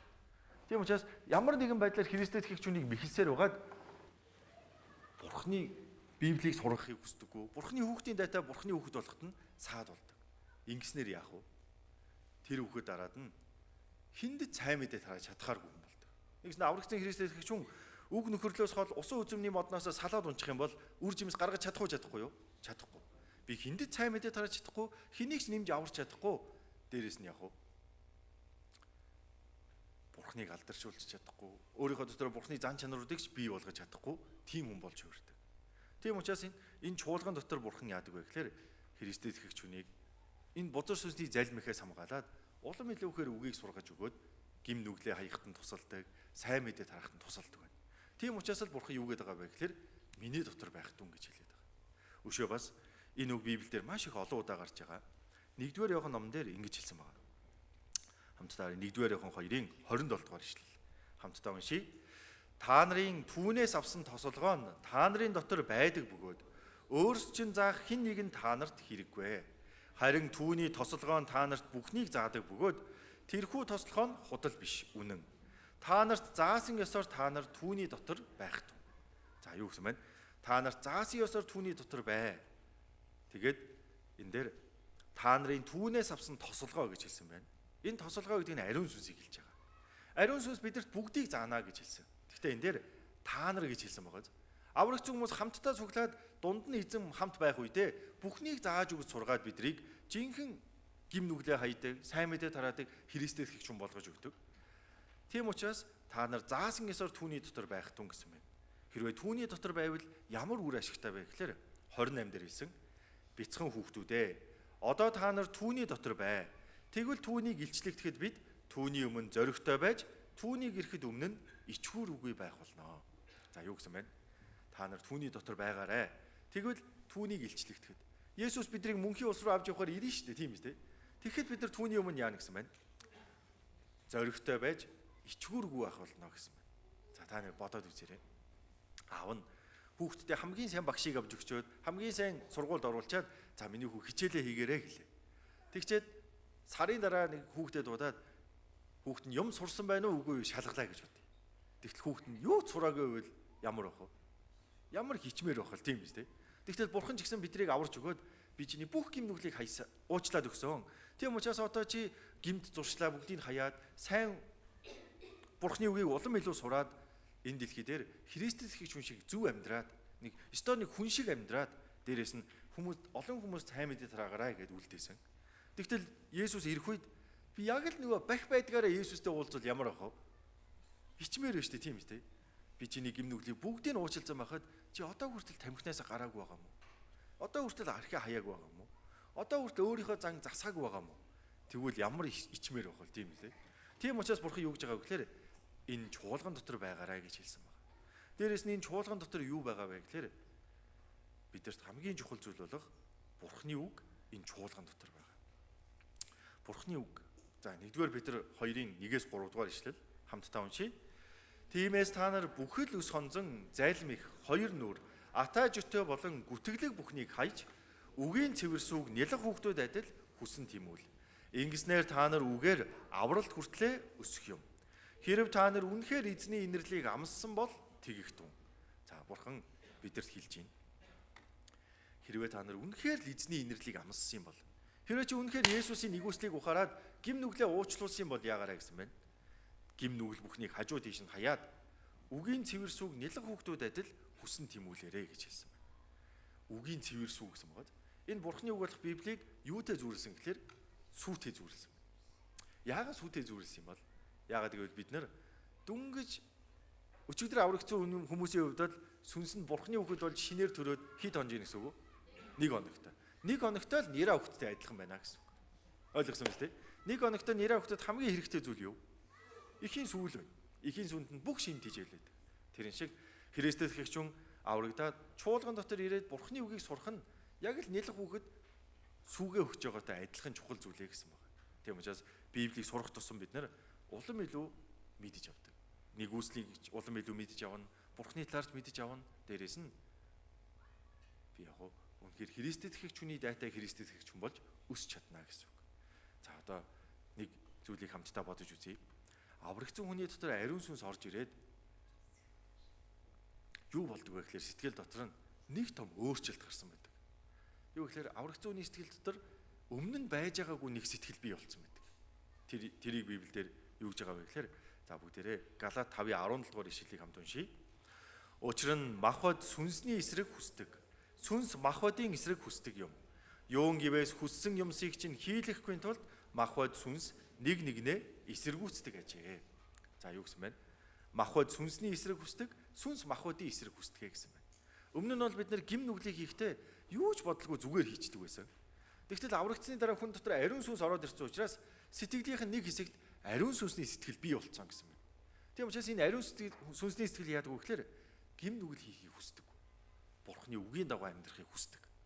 Тийм учраас энэ хоёр сэтгэл хоорондоо яах нь вэ? Байнгын зөрчил, тэмцэлт гэдгээ гэсэн үг. Аврах зүйний дотор ийм сэтгэл ороод ирсэн байдаг. Энэ хоёр байнга зөрчилддөг. Тийм учраас Ром 7 дугаар бүлэг дээр ингэж хэлсэн байгаа. Хамтдаа уншийе. Ингээд сайныг үлдэхийг хүсдэг миний дотор муу муханд байдаг гэсэн хуулийг би олж мэдлээ. Би дотор хүнийхээ хувьд Бурхны хуульд баярлдаг. Гэвч эргэтнүүдэд минь өөр хууль байдаг бөгөөд тэр нь миний оюун ухааны хуультай дайтаж намайг эргэтнүүдэд минь байдаг нүглийн хуулийн хоригдол болгодог юм байна гэдгийг би харж байна. За энэ дээр хэлсэн байна. Аврах зүйний дотор сайныг үлдэхийг хүсдэг миний дотор муу мухаан ч гэсэн байж гинэ гэсэн байна. Дотор хүнийхээ хувьд Бурхны хуульд баярлдаг. Бурхны үгийн дагуу зөв амьдрахыг хүсдэг. Тэгтэл харин өөрийн маань махбодод юу байгаа вэ? Нөгөө гим нүгэл хий гэсэн дуур өсөл одоо байгаа юу байхгүй юу? Байгаа шүү дээ, тийм үстэй. Бурхан бидний гим нүглийг уучлж өгсөн болохоос ш бидний биед байгаа гимт чанарыг алга болгоод өгсөн юм биш. Харин энэ гимт чанартайгаа өөрөө Бурхны тусламжтайгаар тэмцээд ялаасаа гэдгийг Бурхан хүсэж байгаа. Тийм учраас өөрт маань энэ тэмцэл Христэд итгэжүүний дотор өрөндгөө гэсэн үг. Нэгэсэндээ Бурхны үгийн дагуу зөв амьдрий гэсэн сүнсний хүсэл байна. Бас гим нүгэл хийгээд өмнөгшгөө амьдрий гэсэн махбодын хүсэл байна. Энэ хоёр тэмцэлт. Аль нь ялаасаа гэж хүсэж байна. Одоо сэтгэл дотор маань ийм хоёр сэтгэл хоорондоо тэмцэлдээд байж байгаа. Бид нэр ариун сүнсний хүслийг ялах юм бол за шил ингэж бодъё. Өнөө өглөө сэрлээ. Тэнгүүтэл ариун сүнсний хүсэл юу гэж бодох вэ? Өнөөдөр чи эзний өдөр шүү дээ. Өнөөдөр сүмдээ очиод Бурхны үгийг сонсцгоё. Аль бушуухан босоорой явъя гээл. Өөр юм сэтгэл дотроос тэгнэ. Тэгтэл махбодын сэтгэл яах вэ? Тийм. Өнөөдөр ганц өдөр амарч чи зүгээр сайхан унтчаач тээ. Яад энэ сүрүүгээ дараал явахгүй юу? Зүгээр л унтъя гээл. Энэ хоёр сэтгэл тэмцэлтгүй. Үгүй чи аврах зүүн штэ Бурхны үгийг суралгүй яа тийм бэ гээл. Энэ сэтгэл тэмцэлт. Аль нь дийлэх үү? Бид нар бол сайн нь дийлээсэй л гэж хүсэн тийм үү те. Тэгвэл аль нь хүсэх вэ гэхээр аль чадaltaй л дийлнэ. Аль чадaltaй нь дийлнэ. Бид нар Бурхны хүслийн дагуу амьдрий гэсэн энэ болжмортой адилхан сэтгэл байна. Махбодын дагуу амьдрий гим нүгэл хий гэсэн энэ хулгантай адилхан сэтгэл байна. Хэрвээ энэ хулган шувуу хоёрыг хөлөөр нь ингээ холбочвол юу болох вэ? Шувуу болохлээр дээшээ нисэх гэж оролдоно. Харин огт нь бол яах вэ? Доошоо нүх рүү орох гэж л оролдоно. Ийм хоёр эсрэг тесрэг зан чанартай. Тэгвэл яавал энэ хоёр нүх рүү орохгүй тэнгэр рүү нисч чадах вэ? Энэ шувуу нь том болчиход юм бол яах вэ? Аваа нисч чинь үстэй. Тэрэн шиг өөрийн манд дотор байгаа ариун сүнсний сэтгэл том болчиход юм бол яах вэ? Бид хангалттай махбодын хүслээ дийлж чадна. Үгүй. Тэглээж гисэн би Бурхны үгийг сонсноо гэдээ яах вэ? Унтъя гэж байгаа хүслээ ялаад сүм рүү хүрээд ирж чадна гэсэн үг. Тийм учраас бидний дотор ийм хоёр сэтгэл байгаа гэдгийг та бүхэн сайн бодож үзээрэй. Харин би алийг нь тижээх вэ гэдгийг л хамгийн чухал. Тэгтэл өөрийн маань махбод бол юугаар тижээгдэх вэ? Мэдээж энэ бидний бие бол хоолоор тижээгдэнэ. Харин биед маань байгаа гимт чанар юугаар тижээгдэх вэ гэхээр гим нүглээр л тижээгдэв. Би гим нүгэл буруу зүйл хийгээд байвал улам л илүү өөрийн маань гимт чанар хүчтэй болоод байна. Харин өөрийн маань дотор ариун сүнс юугаар тижээгдэх вэ? Түрүүн хариун гарсан шүү дээ. Үгийн цэвэр сүг нялх хүүхдүүд адил хүсэн тийм үлээ. Хүүхэд сүүгээл угаа байж хахад өсөө том болдогтой адилхан бид нар Бурхны үгийг сонсох явцдал өөрийн маань дотор байгаа ариун сүнс хүчтэй болоод яг уу бид нар махбодын хүсэл гим нүглээ хаяад дийлж чадна. Тэгвэл хаана хүн энэ сүг угаад хүчтэй байж чаддаг вэ гэхээр бас л хаана вэ? Энэ чуулган дотор л үгийг сурдаг. Та бүхэн зарим хүмүүс тэгдэг номд гэж байгаа. Би ч гэртээ үгээ ингээд Библийг өстөө сайн уншиж хагаад ингэнэ гэж тэгдэг. Гэхдээ тэр болтгоо болохгүй юу? Бурхан тэгж хэлсэн. Миний дотор бай гэж хэлсэн. Энэ аврагдсан хүмүүс хаан зоглон тэнд би хамт байна гэсэн. Тэнд дотор Бурхан өөрийнхөө үгийг ухааруулж өгдөгөө гэж хэлсэн. Тийм учраас бид нар юу гэж хэлж байгаа гэхээр Бурхан чуулган дотор байгаарай гэж хэлсэн байна. Бас дээр нь энэ чуулган дотор байж аж бидний хийж чадах нэг зүйл байгаа. Тэр юу вэ гэхээр энэ. Юу вэ гэхээр сайн мэдээ тараах гэдэг зүйл. Библиэлд ингэж хэлсэн байгаа. Хамтдаа уншийе. Би Бурхны болон амьд ба үхэгсдийг үзэгдэл ба хаанчлалдаа шүүх Христ Есүсийн өмнө чамд чухалчлан захий. Үгийг тунхгал цагаа олсон ч олоогүй ч бэлэн бай. Уужим сэтгэлээр сургаалаар синхрүүл зэмэл урамшуул. За Библиэлд үгийг тунхглаа гэж хэлсэн байна. Бүр чухалчлан захиа гэж яагаад үгийг тунхгал гэж хэлсэн. Тийм учраас Христэд итгэх хүний хүсэл сэтгэл дотор ч гэсэн юу байдг вэ гэхээр би өөрийнхөө гэр бүлийнхэндээ ч болтгоо яадахнаа. Энэ сайн мэдээг ухааруулад хамтдаа диваажнд явах юмсан гэсэн хүсэл байдаг. Та бүхэн тийм хүсэл байна уу? Надад ч хамгийн түрүүнд гэр бүлийнхэн маань бүр ялангуяа ээж маань бодогдсон. Ээж маань энийг мэдгүйгээсээ болоод там руу явнаа. Өчигдөр бид нар харсан. Та бүхний гэр бүлийнхний гим нүглийгч. Тийм үү? Бүгднийг нь Есүс эзэн уучлаад өгсөн. Харин үүнийг мдээгүй, итгээгүйгээсээ болоод там руу явж байгаа. Харин би түүнийг мэдээд авцсан. Тийм учраас үүнийг хэлэх юмсан гэсэн хүсэл байгаа. Харин тэгтэл юу гэж хэлсэн бэ гэхээр Иохан 15 дээр ингэж хэлсэн байна. Хамтдаа уншийе. Миний дотор байх тун би ч та нарын дотор байна. Усан үзмийн модонд холбогдохгүй бол мөчөр өөрөөсөө жимийн сургуулж чадахгүй адил та нар миний дотор байхгүй бол тийм байх болно. Энэ эсэргээрээ юу гэсэн үг вэ гэхээр та нар миний дотор байх юм бол үр жимсийг ургуулж өгнө гэж хэлсэн. Тийм учраас хүн чуулгантай, Бурхны үгтэй холбоотой байж үжил яах вэ гэхээр гэр бүлийнхэндээ хайртай хүмүүстэй энэ сайн мэдээг ухааруулах боломж олдно гэсэн үг. Тийм учраас та бүхэн Бурхны аврагцсан хүнд хэлсэн эхний жушаал болох миний дотор бай гэдэг энэ үгэнд та бүхэн дуулууртай байгаад хэрэгжүүлээд үзээрэй гэж хүсье. Тийм учраас ийм байна. Заримдаа сүмд ирнэ гэхлээр хүмүүс жоох ингээд хэцүү байдаг тохиолдол байна. Яг тэгэхээр бүтсэн өдөр 11 цагаас 3 дахь өдөр 6 цагаас тэгээ дээрэс нь заримдаа сард нэг удаа дүүргийн нөхөрл болоод ингээд хамтлаа цугладаг. Тэгэхээр бүтсэн өдөр сүмд ирэх гэхлээр ажил амжихгүй юм шиг ингээд санагддаг үе байна. Ажил давхцаж байгаа юм шиг. Жишээ нь ингэж бодъё. Би ганцхан өдөр амардаг хүн байлаа гэж бодъё. Тэгвэл бүтсэн өдөр л амардаг. Бүтсэн өдөр өглөөний сорын ортол хүүхдүүдийнхаа юмыг бэлдээл, маргаашийн хичээлийн номыг бэлдээл, хувц нурыг угаагаад бүх ажлаа хийдэг байлаа гэж бодъё. Тийм хүн гівгэнд сүмд цаг гаргаад ирэхэд хэцүү байх уу, амархан байх уу? Тийм үү. Сурагч нар бол амархан. Ээжүүд аавууд бол яг уу ажил ихтэй хэцүү байна. Тэгвэл та бүхэн за ямар ч л байсан би заавал энэ Бурхны үгийг сураад үзье гэд шийдээд үзээрэй. Юутай адилхан бэ гэхээр энтэй их адилхан. Та бүхэн жолооны курст анх сурж явах үед ямар байсан бэ? Тийм үү? Жолоо барихад багш болохоор ингээл одоо торомсоо одоо хаазаа гэж бишгүүд хаана хизээ хааз торомсоо гიშхий мэдэхгүй байх уу юу байна. Багш нараас толиндоо хар гэдэг. Аль толиндоо яаж харахаа мэдэхгүй ингээд сандардаг үстэй. Тэгтэл нэг хэдэн сар жолоо бариад ирэнгүүт яадаг вэ? Одоо би чи хаазаа гიშгэндээ одоо энэ толь руугаа харандаа гэж боддгоо юу? Бодохгүй ирнэ. Амандаа дуу аялал зүгээр жолоогоо бариа явчих чаддаг. Энэ чи юу гэхээр зүгээр л дадлын асуудал байна. Тэрэн шиг Христэд итгэгч хүн ч гэсэн итгэлийн амьдралаар явахын тулд өөрийнхөө амьдралдаа жоохон нэг дадлын өөрчлөлт оруулчихад л болдог. Сүмд ирээд 2 цаг үгнээ сураад явхад ерөөсөө хэцүү зүйл гардаггүй. Тийм учраас та бүхэн нэг өөртөө шийдвэр гаргаад үзээрэй. Дүнгэж төрсэн хүүхдэд ихийнх нь гардаг сүү маш их чухал байдаг шүү дээ. Ангир уург нь гардаг. Тэр ангир уургийг хөгсөн хүүхэд яадаг вэ гэхээр насан туршдаа байх дархлаа нь тэр ангир уургаар нь хүүхдэд бий болдог.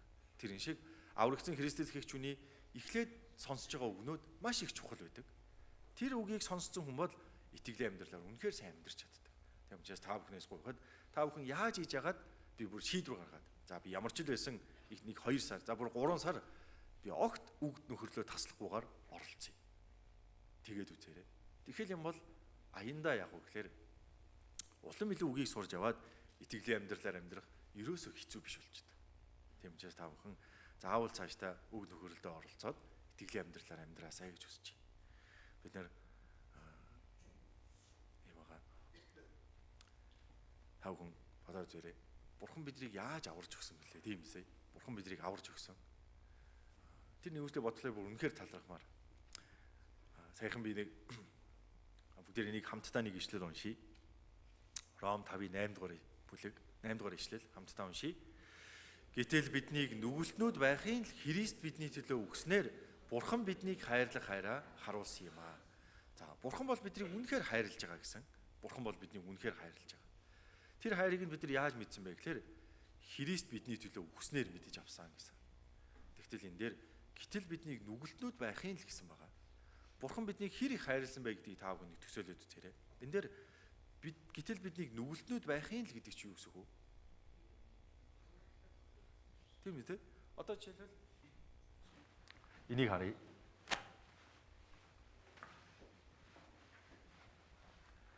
Энэ гэтэл биднийг нүгэлтнүүд байхын л гэдэг чи юу гэсэн үг вэ гэхээр Бурхан биднийг яаж хайрлаж өгсөн бэ гэхээр би жишээлбэл 17 настай байхдаа аврагдсан. 17 настай байхдаа аврагдсан. Аврагдчаач гэсэн сүмдээ явж байхдаа надад буруу зан чанар өөрийнхөө муу мухайг мэдсэн тохиолдол зөндөө олон байсан. Тийм үү те? Хүний амьдрал сайнтай муутай ингэж явж байгаад бүр хүн үнэхээр шалдаа бутлаа муу хүн болж болно шүү дээ, тийм үү? Үнэхээр хормооч болсон байж болно. Ингэж явж байгаад өөрийн маань энэ бэлгүүн гэдэг хүний нийт амьдралын хамгийн бүр адгийн дүр төрх, хамгийн муу муухай дүр төрхч байж болно ш цаашдаа. Тэгвэл нүгэлтнүүд байхын гэдэг энэ хэмжээнд дотор юу багтаж байгаа вэ гэхээр өөрийн маань энэ хамгийн муу муухай дүр төрх хүртэл би өөрийгөө хүртэл уужилж чадхааргүй энэ муу муухай дүр төрх хүртэл энэ дотор багтсан байгаа юу багтаагүй байгаа юу? Багтсан байгаа. Тийм учраас одоохондоо би өөрийгөө мэдгүй бүрэн таньж мэдээгүй ч гэсэн өөрийн маань мэдгүй байгаа бүр тэр адгийн байдлыг хүртэл бурхан мэдж байгаа хэрнээ юу гэсэн үг вэ? Намайг хайрлаад өгсөн гэсэн үг. Тийм тэгсэн хэрнээ намайг уучлаад авраад өгсөн байна. Тийм учраас үнэхээр бурханд талархмаар. Тийм учраас бидний аврал хизээч алга болохгүй шалтгаан юу вэ гэхээр бурхан өөрийн маань байж болох хамгийн адгийн төр төрхийг хүртэл хараад уучлж өгж байгаа учраас яг хуу бидний аврал мөнхийх байна. Хизээч өөрчлөгдөхгүй. Тийм учраас бурханд үнэхээр их талархмаар. Тэгвэл энэ гайхалтай авралыг бурхан биднэрт яаж өгсөн? Ямар ч үнгүүгээр, ямар ч болцлоггүйгээр өгсөн. Түүнийг ухаарад үнэхээр их бурхан талархдаг. Библиэлд нэг ийм ишлэл гарч байгаа. Исая 53-ын 4-р ишлэл. Хамтдаа уншийе. Үнэхээр тэр бидний сул дорой байдлыг тээж өвчин зовлон маань үүрчээ. Гэтэл бид түүнийг бурханд зодуулж, цохиулж зовсон л гэж тооцжээ. За энэ дээр ингэж хэлсэн байна. Үнэхээр тэр бидний сул дорой байдлыг тээж өвчин зовлон маань үүрчээ гэсэн. Гэтэл бид гэж байна. Энэ дээр та бүхэн Есүсийн талаар өмнө нь сонсч байсан уу? Есүсийн талаар та бүхэн өмнө нь сонсч байсан уу? Сонсч байсан баг тий. Би ч гэсэн жоохон бахта Есүсийн талаар зөндөө сонсч байсан. Гэрийн үүдэнд им жижиг товхмолоо тавьсан. Ингээл нэгэ харангууд Есүсийн загалмаа дээр цовдлогож байгаа зураг хүртэл гардаг тий. Тэнгүүтэл дотроо юу гэж бодсон гэхээр хөрхидөө энэ бурхан энэ Есүс ингээл үхсэн юм байна да. Ямар өрөвдвөр юм бэ л гэж өнгөрч байсан. Тэгтэл харин бид нар Библиэр дамжуулаад юуг мэдэж авсан бэ гэхээр энэ Есүс хэний төлөө үхсэн бэ гэдгийг мэдэж авсан. Тийм үү? Өмнө нь бол зүгээр түүнийг бурхан зодуул цохиул зовсон л гэж тооцжээ гэж бодож байсан чинь Библийг сураад үзсэн чи юу вэ? Үнэхээр Есүс бидний сул дорой байдлыг тээж өвчин зовлон маань үрчээ. Есүс үхсэн нь миний төлөө байжээ гэдгийг ухаарсан. Тийм учраас яавал тэгвэл энэ бурханы ачийг жоохон ч болов хариулж болох бол Дуулал 116-гийн 12 дээр аврагдсан бүх хүн төрдөг сэтгэл байна. Надад хандсан бүх өгөөмөр хишгийнхэн төлөө би эзэнд юуг буцаах вэ? Миний өөрийн маань хамгийн муухай төр төрхийг мэддэг хэрнээ эзэн намайг хайрлаад өгсөн байна. Тэгвэл эзэн яавал би жоохон ч болов эзний ачийг хариулж болох бол ганцхан арга байгаа. Тэр юу гэхээр миний дотор бай. Улам илүү мэдэж өсөж аваа. Энэ л юу? Бурхны хүсэж байгаа хамгийн том хүсэл. Миний бурхан бид нар чуулган дотор байх үед л Христэд итгэж хүний хийж чадах бүхий л зүйлийг хийж чадна. Өшөөс Христэд итгэж хүнд өгсөн маш олон онцгой ирэх байгаа. Бурхан өөрийнхөө Библийн үгийг биднэрт өгсөн байна. Бидэрт энэ хүн энэ дэлхий дээр яаж хамгийн зөв амьдарч чадах вэ? Яавал би хүүхдтэйгээ хамгийн сайн зөв харилцаж хүүхдээ зөв өсгөж чадах вэ? Яавал би аав ээжигээ хамгийн их баярлуулж аав ээжийнхээ ачийг хариулж чадах вэ? Яавал гэр бүл маань хамгийн сайхан аз жаргалтай, бурхантай хамтдаа аз жаргалтай амьдарч болох вэ? Тэр бүхий л арга зам зааварчилгаа Библиэлд байгаа. Энийг бурхан хүнд өгсөн бэ гэхээр аврагдсан Христэд итгэж хүнд өгсөн байна. Миний дотор бай. Тэгвэл энийг ч гэсэн чи бүгдийг сурж авч чадна гэж байгаа. Дээрээс нь аврагдсан Христэд итгэж хүнд онцгой өгсөн бас нэг чадвар юу гэхээр там руу явах гад энэ сайн мэдээг мэдгүй байгаа хүнд очиж сайн мэдээг мэдүүлээд тэр хүнд итгүүлээд тэр хүнийг авралт хүргээд диваажн руу явуулах эрхийг ч гэсэн биднэрт яг аврагдсан Христэд итгэж хүнд бурхан өгсөн. Энэ ч гэсэн миний дотор бай. Тэр үгэнд бид нар дуулууртай байгаад байн холбоотой байх үед л энэ онцгой эрхээ эдлээд хайртай хүмүүстэй диваажн руу явуулж чадна. Бас тэр нь аврагдсан Христэд итгэж хүнд бурхан байнга залбирлыг сонсож өгнө гэсэн амлалтыг өгсөн. Үнэхээр хэрэгтэй зүйл байвал надад биелүүлж өгнө гэсэн амлалтыг сонссон. Өгсөн. Харин энэ ч гэсэн миний дотор бай гэсэн. Тийм учраас бид нар та бүхэн үргэлжлүүлээд Библиэс үнэхээр их сайн сураасаа гэж хүсэж байна. Та бүхэн өшөө хэлхийг хүсэж байгаа зүйл зөндөө олон байгаа боловч өнөөдрийн маань цаг дуусж байгаа. Тийм учраас та бүхэн үргэлжлүүлээд сайн суралцаад үзээрэй гэж хүсье. Тэгээд энэ удаа семинар сонсоод авралын талаарч тэр тааштай яаж амьдрах талаар өшөө илүү мэдгээ өгсөн зүйл байвал та бүхэн заавал пастортай уулзаа зөвлөгөө аваад мэдэж аваад сонирхсан зүйлээ асуугаад нөхөрлөөрэй гэж хүсье. Тэгээд энэ удаа баттай аврагдсан хүмүүс бүгдээр нь баяр хүргэе, баярлалаа. Тэгээд цаа бүхэн цааштай энэ чуулган дотор байгаад үргэлжлүүлээд Библийг улам илүү мэдэж аваад үзээрэй. Одоо бид нар энэ аврал болоод Бурхны талаар ийм л мэдчихэв. Ийм хэн мэдсэн ирнэ та бүхэнд ямар байна? Үнэхээр баяртай жаргалтай байгаа шүү дээ. Тэгтэл улам илүү Бурхныг мэдэж аваад улам илүү томор мэдэнгүүт бүр л илүү баяр хөөртэй, бүр л илүү жаргалтай болдог. Тийм учраас та бүхэн Бурхны талаар үнэхээр сайн мэдэж аваасаа гэж хүсэж байна. Хамтдаа залбираад өнөөдрийнхөө үгийг өндөрлөё. Биднийг хайрладаг Бурхан минь, танд баярлалаа. Эзэн та биднийг аварч өгөөд хизээч мөнхийн улс руу явах баттай нэгүслийг өгсөн билээ. Гэтэл бид нар үнэхээр их гим нүглийг хийсэн байсан. Харин та биднийг хайрлсан билээ. Түгээр зогсохгүй эзэн та бидэнд маш үнэхээр олон онцгой эрхийг өгсөн билээ. Миний дотор байх тун тэр үгийн дагуу амьдраад Бурхан таны бидэнд өгсөн тэр олон нэгүслийг улам илүү мэдэж авахд эзэн минь та туслаарай.